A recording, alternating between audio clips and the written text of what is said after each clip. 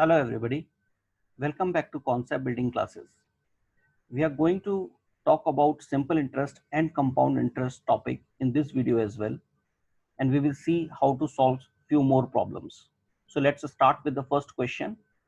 The rate at which a sum becomes 4 times of itself in 15 years at simple interest will be how much? So we have to calculate interest rate here. So there is a straightforward formula that if a sum of money becomes n times in t years at simple interest, then the rate of interest per annum is can be calculated as 100 into n minus 1 divided by t, where n is the number of times that sum has become and t is the number of years it has taken.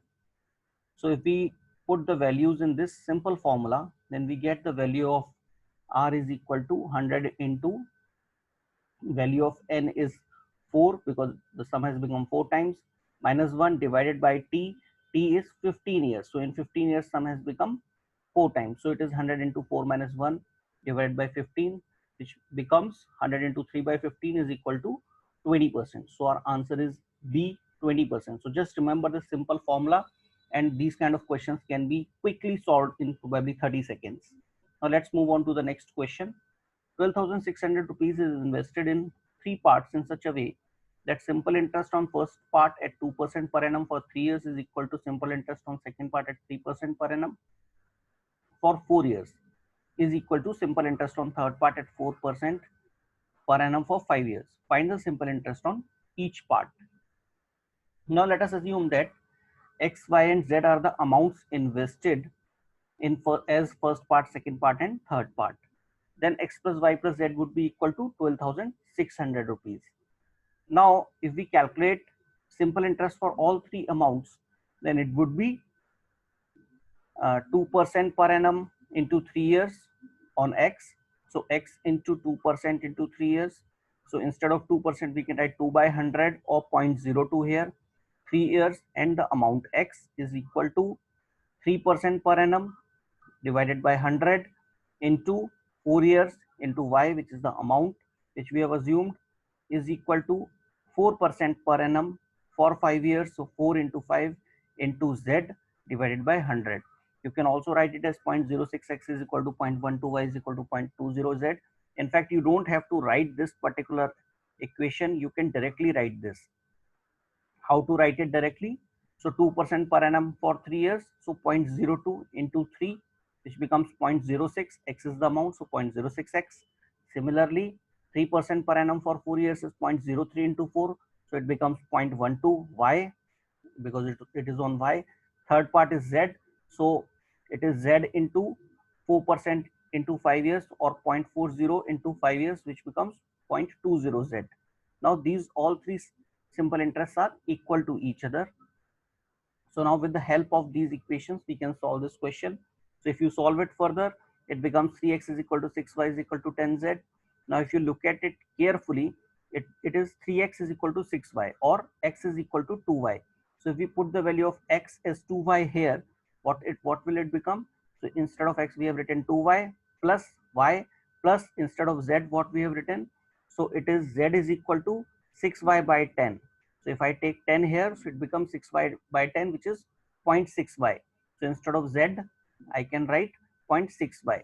This is equal to 12,600. If we calculate it for y, it becomes y is equal to 3,500. Now simple interest is what we have to calculate. So simple interest is nothing but 0.12y. So 0.12 into 3,500 is equal to 420. So our answer is C, D, 420. Now you don't have to calculate the values of x and z here because we have to just calculate simple interest, which can be calculated by 0.12 into y. So our answer is D, 420. Now let's move on to the next question. The rate of simple interest for first 3 years is 6%, for next 4 years it is 7%, and period beyond 7 years it is 7.5% per annum. If a man invests 18,800 rupees for 11 years, find the simple interest earned by him. So simple interest can be directly calculated. It is equal to 18,800, which is the principal amount, which is the original investment, into, so first 3 years 6%, so 3 into 6. So for 6% we have written divided by 100 outside. So for all of them we have written divided by 100 here. So for first 3 years it is 6%, so 3 into 6, plus next 4 years it is 7%, so 4 into 7.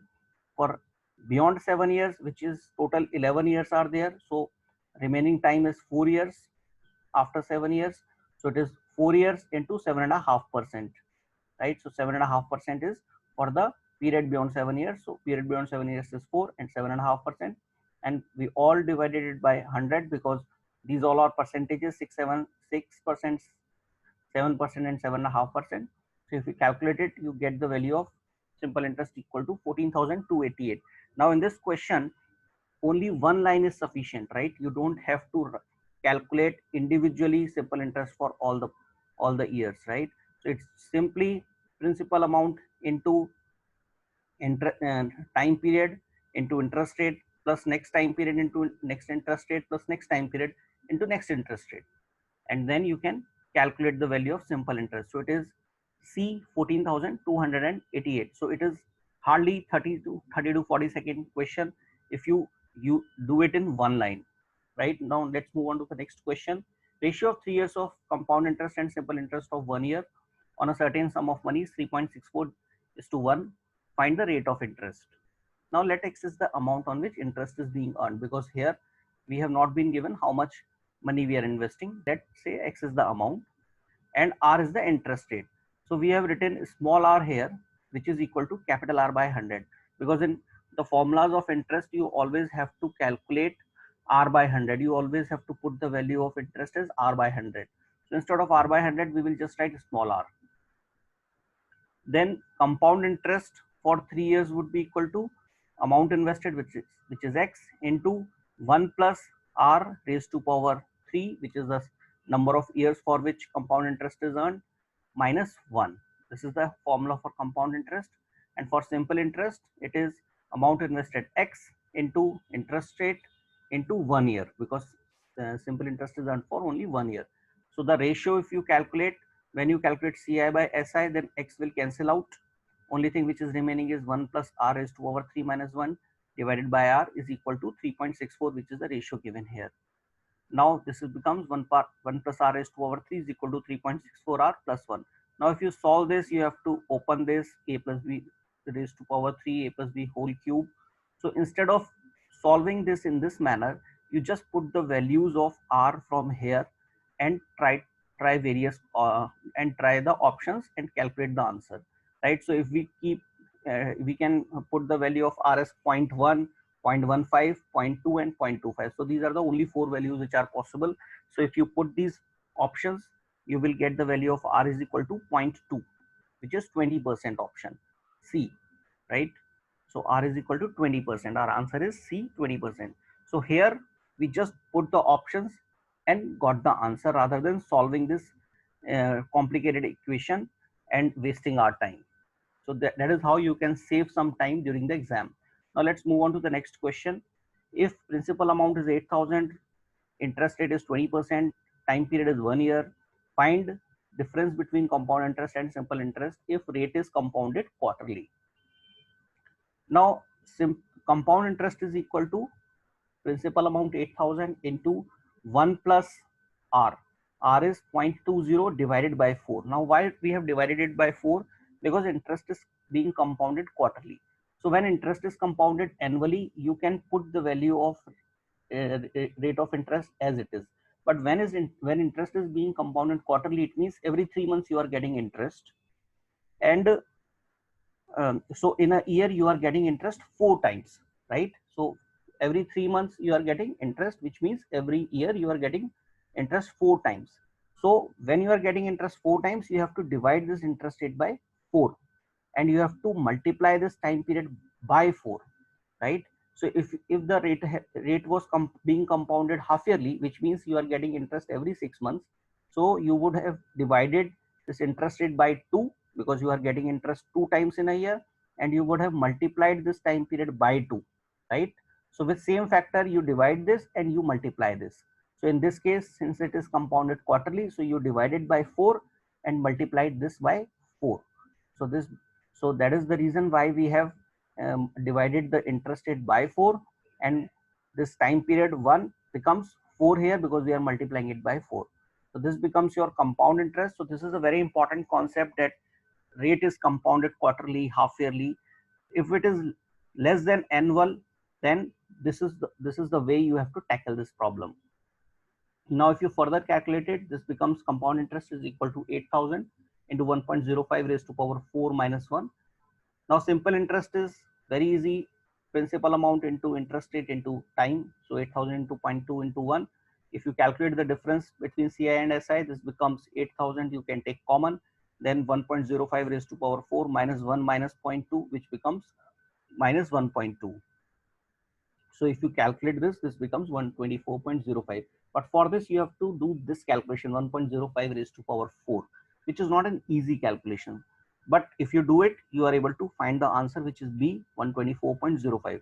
So if you don't want to do such a complicated calculation, then there is another method which you can use, which is, so we are going to use the property of compound interest to solve this question. So what is that property? So let's see. So let's see this. So the principal amount is 8,000 rupees. Now what happens in quarter one?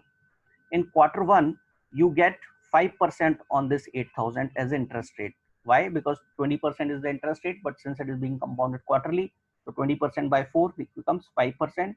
So you will get 5% of this at the end of quarter one. So you get 5% of 8,000, which is 400 rupees.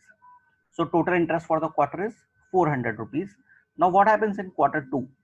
In quarter two, you will again earn this interest, equivalent to this interest, 400 rupees you will again earn, because again this principal interest on principal amount would be there.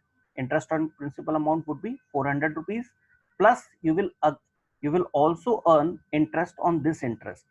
So there was interest of 400 at the end of quarter one. So you will again again earn interest on this. So you will earn 5% on 400, which is 20 rupees. So 400 plus 20 becomes 420 rupees. Now what happens in quarter three? In quarter three, you will earn this interest for sure, right? So the total interest earned till previous quarter, you are going to earn that again in this quarter. So you will earn 420 again, plus you will also earn 5% on 420, which is the interest rate 5% on 420. So this becomes 21 rupees. So you are going to earn in quarter three 441 rupees. Now what happens in quarter four? Now you can easily guess that you will again earn 441 rupees in quarter four, plus you will earn also interest on this amount. So you will earn 441 as it is, plus 5% on 441, which becomes 22.05. So your total interest becomes 463.05 at the end of for quarter four. Now if you add all these interest which you have earned in individual quarters, you get 1724.05. So the concept is very clear. Whatever you are earning in first quarter, you will earn that amount in quarter two, plus interest on that amount. Similarly, in quarter three, whatever you have earned in quarter two, you will earn that plus interest on that amount. In quarter four, you will earn whatever you have earned in quarter three plus interest on this amount. So that is how you can do this calculation. Now calculating 5% of anything is easier as compared to calculating 1.05 raised to power 4. So when you add, you get 1724.05. Your simple interest is 8,000 into 0.2 into 1. This, if you calculate this, this becomes 1600. Difference becomes 1724 minus 1600 becomes 124.05. Now let's move on to the next question. The sum of money which when given on compound interest at 18% per annum would fetch rupees 960 more when the interest is payable half yearly than when it is payable annually for 2 years. Then what is that sum of money? Now here again interest is payable half yearly, which means interest is compounding half yearly, which means you have to divide the interest rate by 2, because you are getting interest half yearly, which means twice a year, 2 times in a year. So you will divide the interest by 2 and you will multiply the time period by 2, right? So compound interest, when interest is compounded half yearly, or you can say when interest is payable half yearly or compounded half yearly, it's one and the same thing. So compound interest when interest is compounded half yearly is equal to x. X is, let us say, the principal amount which you have invested into 1 plus 0.18, 1 plus this interest rate.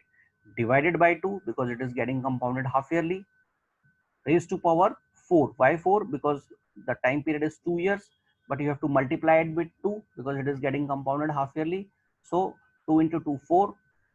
So 1.1 plus 0.18 divided by 2 raised to power 4 minus x. That is what your compound interest would be. The compound interest, when interest is compounded yearly, it is simple. Principal amount into 1 plus interest rate, which is 1 plus 0.18 or 1.18 raised to power 2 because it is invested for 2 years, minus x, which is the original amount. So that gives you compound interest when it is compounded yearly. Now you have to calculate the difference between these two. When you subtract this number from this, which would be bigger here, this number would be bigger because whenever interest is compounding less than annually, half yearly, quarterly, monthly, then the total amount which you will earn at the end of the year will be more as compared to when interest is compounded or payable annually. So this amount would be bigger, this would be smaller. So when you subtract this amount from this amount, you will get 960. So here x will cancel out, and if you calculate this, this is the equation which you will get. Now you have to do some calculations to get the value of x. So it is approximately 50,000 rupees. So our answer would be D, 50,000. Now let's move on to the next question. Vijay has deposited 1 lakh rupees with financial institution. Institution gives rate of interest 6%, which is simple interest per annum. He withdraws 3,000 rupees at the end of every year. Find the amount that Vijay will get after 6 years. This is a very simple question. So interest generated each year is 6,000. Why? Because 1 lakh is the principal amount, 6%, because 1 lakh is the principal amount and 6% is the interest rate. So 1 lakh into 6% is 6,000 rupees, which he is getting as interest every year. So in 6 years, how much interest will he get?